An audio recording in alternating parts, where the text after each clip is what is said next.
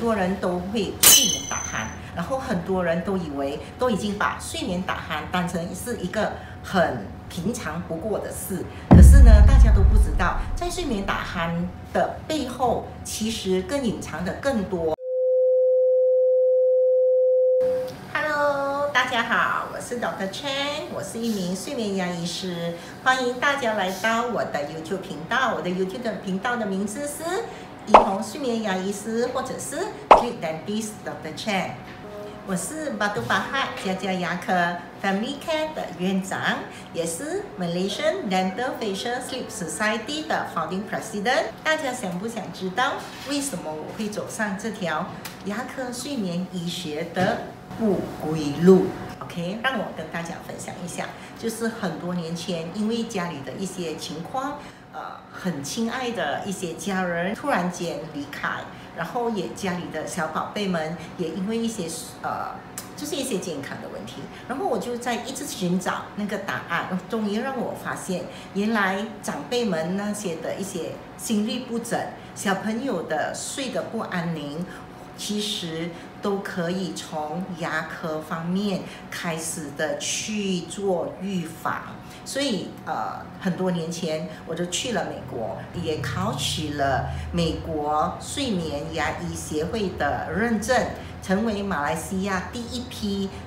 就是其中的一位考取这个认证的人。我也是马来西亚第一个完成在美国 Boston Tufts 大学成人小孩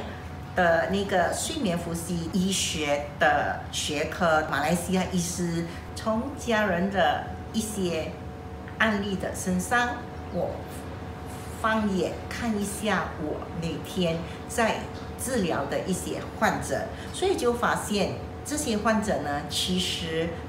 都有一些睡眠障碍的问题，所以这些很多人都会睡眠打鼾。然后很多人都以为都已经把睡眠打鼾当成是一个很平常不过的事。可是呢，大家都不知道，在睡眠打鼾的背后，其实更隐藏的更多跟我们一些健康有密切关系的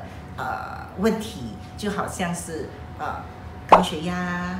心律不整啊、中风啊、第二类糖尿病啊、那个胃酸倒流。还有一些男性的一些性功能障碍的问题 ，OK。然后在小朋友方面呢，小朋友很多都会睡得不安宁，然后小朋友很多都会翻来翻去尿床，然后进一步的造成他们的一些学习和脑力发展的障碍。OK， 这些都是我们在那个睡眠呼吸障碍背后呢存在的一些问题。那么牙医师可以做些什么呢？其实牙医师是站在呼吸道的前线，因为我们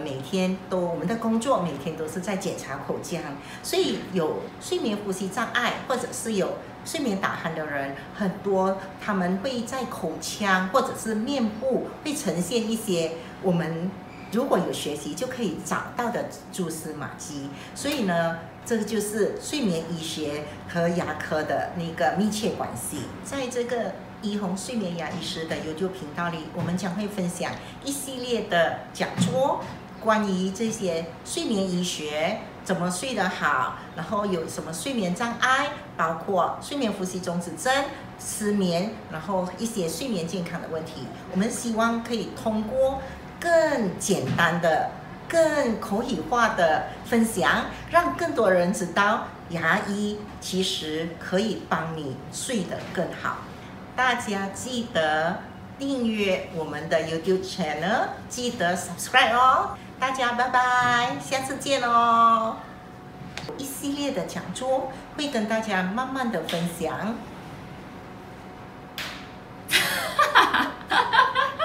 怎样？有人偷看，有人偷看，我看到什么应该是Serene，这是谁？